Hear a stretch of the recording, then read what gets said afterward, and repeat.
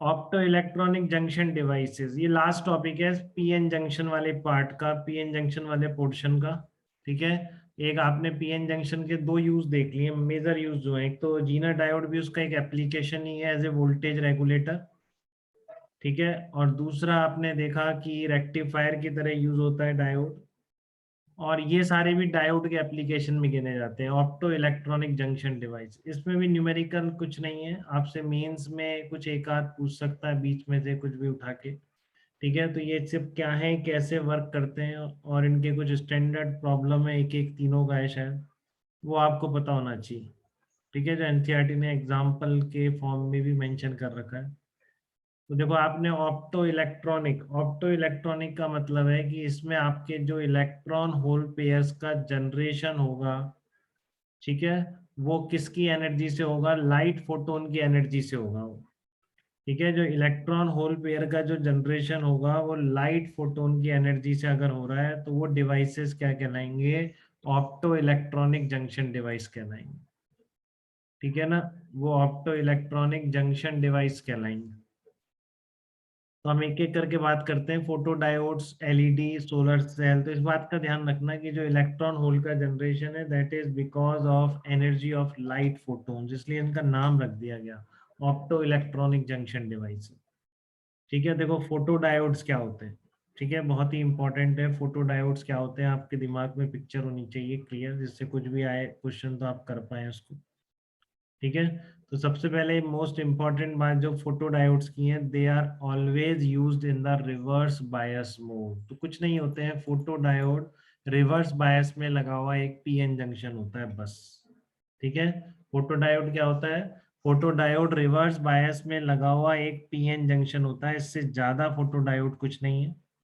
ठीक है। यूज क्या होता है फोटो डायोड्स का, डिफरेंट डिफरेंट ऑप्टिकल सिग्नल की इंटेंसिटी कंपेयर करने में इसका यूज किया जाता है।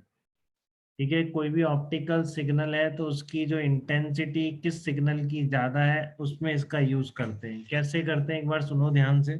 ये आपका पीएन जंक्शन डायोड आपने रिवर्स बायस मोड में लगा रखा है, तो आपको पता है कि करंट बहुत ही नेग्लिजिबल चल रहा होगा इसके अंदर, जैसे ये वाला जो पोर्शन होता है माइक्रो एम्पियर में बहुत ही नेग्लिजिबल करंट इसमें चल रहा होगा। रिवर्स बायस में पीएन जंक्शन आपने लगा रखा है, तो यहाँ पर कोई गैल्वेनोमीटर या मीटर कुछ लगाओगे उसमें डिफ्लेक्शन बहुत ही कम हो रहा होगा अभी।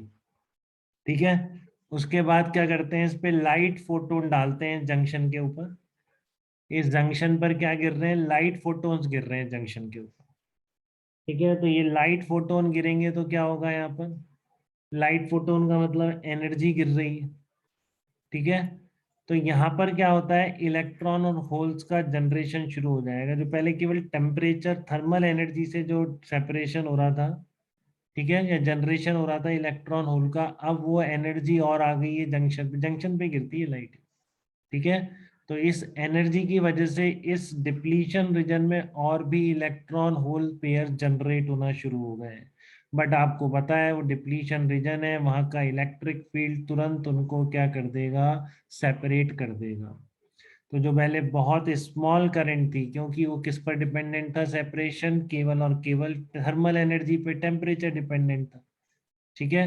अब आपके लाइट फोटोन की एनर्जी और गिर गई तो और ज्यादा इलेक्ट्रॉन होल पेयर का जनरेशन होने लग गया, तो करंट की वैल्यू एकदम से राइज कर जाएगी। ठीक है। तो फिर अगर प्लॉट ड्रॉ करो तो इस तरह का प्लॉट आ रहा है, ये वाला पोर्शन। ठीक है। तो ये प्लॉट देख के आप बता सकते हो क्या किसकी इंटेंसिटी सबसे ज्यादा है। ये अलग अलग इंटेंसिटी पर प्लॉट है, मान लो 3 सिग्नल गिरे हैं इस पे। ठीक है। तीनों सिग्नल से आईवी कैरेक्टरिस्टिक का प्लॉट अगर ड्रॉ किया गया तो ये जो करंट है वो ये मिल रही है आपकी। ठीक है ना, अलग अलग इंटेंसिटी पर है, I1 I2 I3। तो आप बता सकते हैं कि इस प्लॉट को देख के किस डायोड की इंटेंसिटी सबसे, किस लाइट सिग्नल की, किस लग देना ऑप्टिकल, वो बस ये। किस ऑप्टिकल सिग्नल की इंटेंसिटी सबसे ज्यादा है, बताओ। किस ऑप्टिकल सिग्नल की इंटेंसिटी सबसे ज्यादा है, बता सकते हैं क्या इसमें।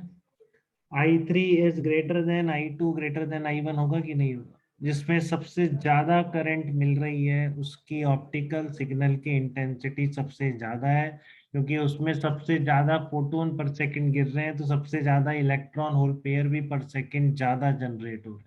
ठीक है, तो आप कैसे कंपेयर करते हैं? जिसमें करंट में ग्रोथ सबसे ज्यादा होता है ऑप्टिकल सिग्नल गिराने पर, वो सिग्नल की इंटेंसिटी सबसे ज्यादा होगी।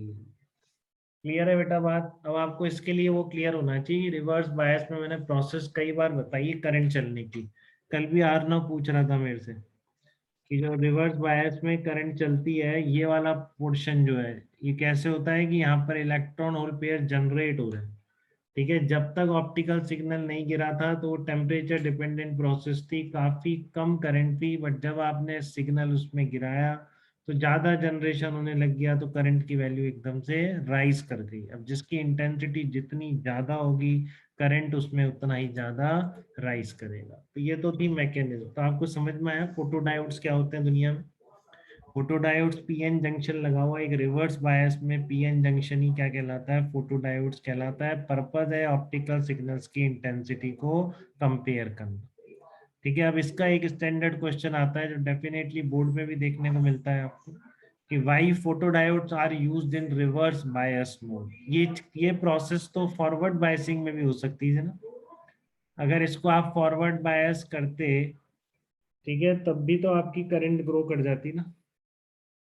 ज्यादा इलेक्ट्रॉन होल पेयर जनरेट हो जाते हैं ना, ज्यादा इलेक्ट्रॉन होल पेयर जनरेट हो जाते हैं तो उसमें भी करती, क्योंकि जब भी इलेक्ट्रॉन होल पेयर्स के नंबर बढ़ते हैं तो आपकी क्या होती है? करंट की वैल्यू बढ़ जाती है ना सेमीकंडक्टर। ठीक है यस ना? सर। बट स्टिल हमने वहां पे यूज क्यों नहीं किया? तो रीजन बहुत सिंपल है कि अगर ये फॉरवर्ड बायस में लगा होता तो ऑलरेडी इसमें करंट काफी ज्यादा होती। अब मिली एम्पियर की करंट भी बहुत ज्यादा होती है सेमीकंडक्टर्स।